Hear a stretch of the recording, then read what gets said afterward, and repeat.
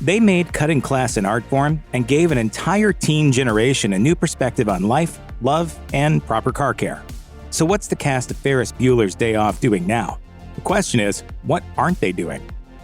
Though Ferris Bueller's Day Off remains the defining film of his career, Matthew Broderick's breakout role actually arrived 3 years earlier, when he played computer hacker David in the cyber drama War Games. A part in Ladyhawke soon followed, and he then became everyone's favorite enterprising teen when John Hughes cast him in the title role of 1986's Ferris Bueller's Day Off. Life moves pretty fast. If you don't stop and look around once in a while, you could miss it. After Ferris was a hit, Broderick kept working steadily in film and television. The decade following that film brought leading roles in Glory, The Freshman, and The Cable Guy, not to mention the voice of the adult Simba in the iconic Disney classic The Lion King. Other memorable movies for Broderick include 1998's Godzilla, Election, and Disney's Inspector Gadget. But Broderick was also an accomplished stage actor and used that experience when he nabbed the starring role in the 2001 stage adaptation of Mel Brooks' The Producers and then its 2005 film. 20 years later, he still divides his work between stage and screen. And in 2023, he had a supporting role in the adult comedy No Hard Feelings, as well as a lead role in the Netflix miniseries Painkiller. Like his co-star, Alan Ruck's career also started to take off in the early 1980s. After early roles in films like Class and Bad Boys, he landed the part of Ferris's best friend Cameron Frye in Ferris Bueller's Day Off. Ruck had the task of playing everything Broderick's Ferris is not, and he did it so well that he steals just about every scene in the movie with his anxious comedy. Cameron, what's gonna happen to it? It's in a garage. It could get wrecked, stolen, scratched, breathed on wrong. Ruck continued to act regularly through the rest of the 1980s, but the 1990s was where he really got prolific with his work on the big and small screens. If you only know him as Cameron, you might be surprised to realize that he was also gunslinger Henry French in Young Guns 2, and played Captain Harriman in Star Trek Generations. He landed on television not long after, starring alongside Michael J. Fox in the network hit Spin City as Chief of Staff Stuart Bondeck. More than a decade later, he joined the main cast of the short-lived TV remake of The Exorcist as Henry Rance, and beginning in 2018, was part of the ensemble of HBO's award-winning drama Succession. He's never left the movies, though, appearing in War Machine in 2017, 2023's The Burial, and the sequel to Wind River. Aside from Ferris Bueller's Day Off, Mia Sara is also remembered for her standout performance as Princess Lily in the Ridley Scott-directed fantasy epic Legend opposite Tom Cruise. She followed that up the very next year when she took on the part of Ferris's aloof but charming girlfriend Sloane Peterson. As Sloane, Sara added a level of cool to the often goofy antics of her co-stars while still being in on the joke the entire time. Of course, Hollywood took notice of this opening 1-2 punch, and Sara spent the next 2 decades working regularly in film and television. Unfortunately, she struggled to find the same level of success as she did in the mid-80s. While she did appear in some popular films, including Time Cop as the wife of Jean-Claude Van Damme's character, her later career never matched her mid-80s hits. That said, she is notable for being the first actor to play Harley Quinn in live action, nabbing the role in the short-lived Birds of Prey series in 2002. Sara stepped away from acting in the early 2010s, and one of her final roles was as Princess Langwidere in the film Dorothy and the Witches of Oz and its miniseries. After leaving Hollywood, Sara embarked on a career as a poet and devoted time to her family.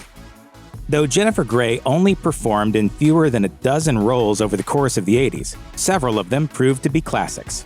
In 1984, she co-starred in Red Dawn with Patrick Swayze and had a small role in The Cotton Club from director Francis Ford Coppola. Then she played Jeanie, the smarmy, vindictive sister of Matthew Broderick's Ferris in Ferris Bueller's Day Off.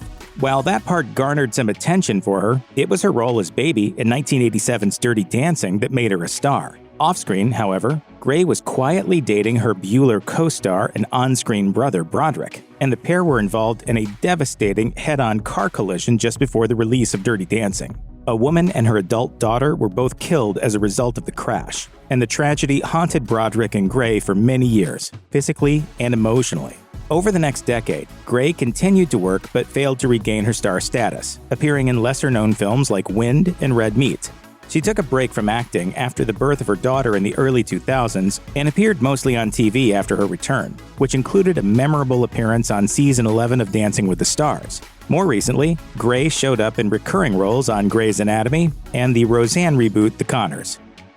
Lyman Ward's screen acting career stretches all the way back to the 1970s, when he began appearing in guest roles on TV show classics like Bonanza, Battlestar Galactica, One Day at a Time, and the very first episode of Laverne and Shirley. He continued to work regularly throughout that decade, and by the 1980s, he was appearing in films like Protocol, Moscow on the Hudson, and A Nightmare on Elm Street 2: Freddy's Revenge. As Ferris Bueller's father in Day Off, he brings a sense of likable cluelessness to the comedy. After Ferris Bueller, Ward stayed working, with credits including Murder, She Wrote, Family Ties, Jag, Monk, and many more.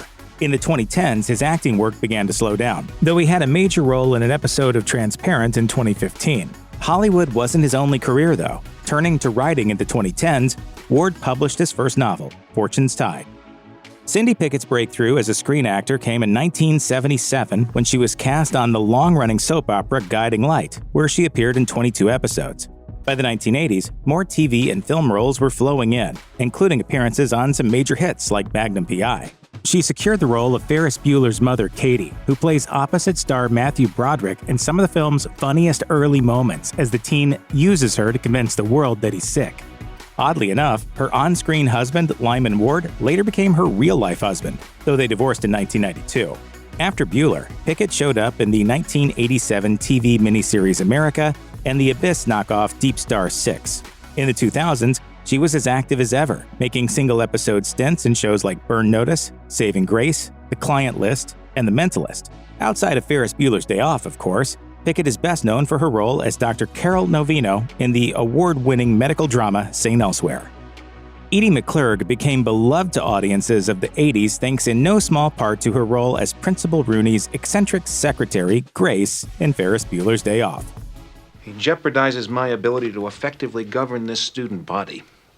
Well, makes you look like an ass is what he does, Ed.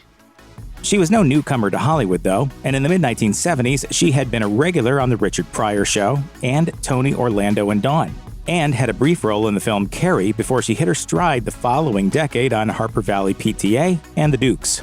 At the movies, outside of her role as Grace and Bueller, McClurg was a recurring presence in Cheech and Chong projects like Cheech and Chong's Next Movie and The Corsican Brothers. She also had cameos in Mr. Mom and Planes, Trains, and Automobiles before her appearance as Chastity Pariah in Elvira, Mistress of the Dark. The 90s saw her in a number of fan-favorite films like Flubber and Natural Born Killers, as well as a flurry of major network hits. McClurg's voice is one of the things that made her distinctive too, and she's lent it to animation many times, from the Rugrats movie to Wreck-It Ralph. Sadly, in 2019, McClurg's health began to decline, and her family appointed a conservator to manage her affairs, as she was no longer able to live unassisted. In 2022, she was tragically the victim of elder abuse and alleged sexual assault, and her family successfully got an order of protection against a longtime friend who was alleged to have attempted to defraud her. There are a few examples in Ferris Bueller's Day Off of actors who come in for just one scene but leave a lasting impression as they get roped into Ferris's shenanigans and schemes. Jonathan Schmock is arguably the most memorable of these actors, as the maitre d' at a restaurant who refuses to believe Ferris is the Sausage King of Chicago. Are you suggesting that I'm not who I say I am? I'm suggesting that you leave before I have to get snooty. Snooty? Snotty. Snotty? Schmock had already been working for a few years by the time he was hired for Ferris Bueller, most notably on the TV series Double Trouble, and has continued to make regular appearances in film and TV. His recent work includes guest spots on The Goldbergs, Flaked, Transparent, Two Broke Girls, and more. But he's not just a busy actor. Schmock is also an accomplished and prolific screenwriter, particularly in the realm of TV comedies. His credits include co-developing Sabrina the Teenage Witch, co-creating Brotherly Love, and scripting for shows like Blossom, Dharma and Greg, Real Time with Bill Maher, and Young and Hungry. Charlie Sheen has made a career as Hollywood's bad boy. That image is perfectly apropos considering his part in Ferris Bueller's Day Off as a punk teenager who romances Jennifer Grey's character. I meant, are you in here for drugs? Why are you here? Drugs. He took the role when he was on the cusp of superstardom. The son of famed actor Martin Sheen, Charlie had already appeared alongside Gray in Red Dawn, and after Bueller, the actor had a spectacular run that included classics like Wall Street, Platoon, and Major League. Sheen parlayed those 80s hits into modest 90s success. After a pair of Hot Shots parody movies, he tried his hand at becoming an action star with The Chase, Terminal Velocity, and the sci-fi thriller The Arrival. That never really panned out, but in 2000 he took over for Michael J. Fox as the lead in Spin City. In 2003, Sheen was cast as Charlie Harper in the hit sitcom 2.5 Men. He remained on the show until 2011, when clashes with Chuck Lorre led to his departure. A series of very public issues, including drug abuse and messy divorces, plagued Sheen in the 2010s. But in 2019, he revealed that he'd been sober for more than a year and was in therapy. In 2023, he and Lorre buried the hatchet, and the actor was handed a recurring role in the producer's upcoming Max comedy, How to Be a Bookie. Bueller? Bueller? Bueller? Actor Ben Stein appears in only 2 scenes, but he so perfectly embodies the archetype of the tedious, droning high school teacher that he carved out a niche as Hollywood's go-to guy for playing monotone bores. Most memorably, he portrayed teacher Mr. Cantwell in The Wonder Years, an airport customer service rep in Planes, Trains, and Automobiles, and Rabbi Goldberg on Family Guy, not counting numerous cameos as himself in a long-running eye drops campaign. Off-screen, Stein was a speechwriter for Presidents Richard Nixon and Gerald Ford, and has written extensively on economics and legal issues for the Wall Street Journal, Fortune, and the New York Times. He starred in 2 shows for Comedy Central, The Talker Turn Ben Stein On, and the game show Win Ben Stein's Money, where contestants who demonstrated more knowledge than the well-educated, well-read Stein won a portion of his salary. In recent years, Stein has mostly stayed away from Hollywood and focused more on being a spokesperson for the Republican Party. He frequently appears on outlets like Fox News and Newsmax. In 2023, he came under fire for racist comments made about Aunt Jemima pancake syrup. Kristy Swanson's role as Ferris's classmate Simone Adamley wasn't quite a standout, but audiences still know her because less than a decade on, Swanson originated the role of Buffy in the Buffy the Vampire Slayer franchise. She also played the titular role in Mannequin 2 on the Move, taking over for Kim Cattrall from the 1987 cult classic. Swanson's career in the 1990s was hit or miss, but she did have an important role in the well-received but ultimately doomed series Early Edition. She also appeared in a variety of popular films, including the critically acclaimed John Singleton drama Higher Learning and the Joe Pesci crime comedy 8 Heads in a Duffel Bag. Into the 2000s, it was mostly TV where Swanson made a name for herself, with a recurring role in Psych and episodes of CSI Miami and Just Shoot Me. Though she's mostly acted in cable TV movies in the last decade, she did appear in a trio of episodes of SEAL Team in 2019. Actor Richard Edson plays the garage attendant who sneaks off with Cameron's car and goes for a joyride. It was just his 4th acting role, and he barely got any lines, but he appeared in a host of major movies in the ensuing years. Beginning with Howard the Duck and Platoon the same year, Edson went on to show up as Private Abersold in Good Morning Vietnam and as Vito in Do the Right Thing. Edson's unique look allowed him to stand out too, and that has perhaps been the reason that he's never been without work, even if he never did become a big star. The 90s saw him showing up all over film and TV, whether it was The Adventures of Pete and Pete or the much-maligned Super Mario Bros. Movie, in which he played Spike Koopa. We could go on forever with all of the projects that Edson has worked on, but no doubt you've seen him around, as he's kept himself busy year after year, with one of his more recent projects being the indie film Seeing Red in 2022. Not only was Ferris Bueller one of Louie Anderson's first acting experiences, his comedy career was also just getting started. His role in the film had him playing a flower delivery man and gave him no lines at all. The movie came to theaters just 2 years before his first starring role, in 1988's The Wrong Guys, which was based on a story by John Hughes. By the early 90s, Anderson was a huge comedy star, and in 1994 he got his own animated kids show, Life with Louie, which ran for 3 seasons, then The Louie Show. Though Anderson continued with stand-up and could be seen regularly on television, he became best known for game shows. In the early 2000s, he was hired as the host of the Family Feud revival and made many appearances on The New Hollywood Squares and Hollywood Squares. He'd returned to the circuit in 2017, frequently appearing as a guest star on Funny You Should Ask. In some of his final acting roles, Anderson appeared on Young Sheldon in 2020 and had roles in Search Party that same year and No Activity a year later. Sadly, Anderson died in 2022 from complications caused by cancer at the age of 68. Actor Max Perlich played Ferris's snot-nosed classmate who was here when Ben Stein called out his name during roll call. Perlich may have had little to say in the film, but his career is an interesting one, starting with the fact that he dropped out of high school to pursue acting, with his first movie role being in the John Hughes film. Despite having very little to say, Perlich was able to turn his part into more movie and TV appearances, with his next projects including Can't Buy Me Love and an episode of 21 Jump Street. Though he's rarely had what would be considered meaty roles, Perlich managed to carve a niche for himself in the industry, and some of his better-known films include Mel Gibson's Maverick in 1994 and Feeling Minnesota in 1996. Like many character actors, he has shown up on tons of TV shows over the years, from Nash Bridges and Gilmore Girls to The Shield and Crossing Jordan. He appears as Hank in Twin Peaks: The Return as well.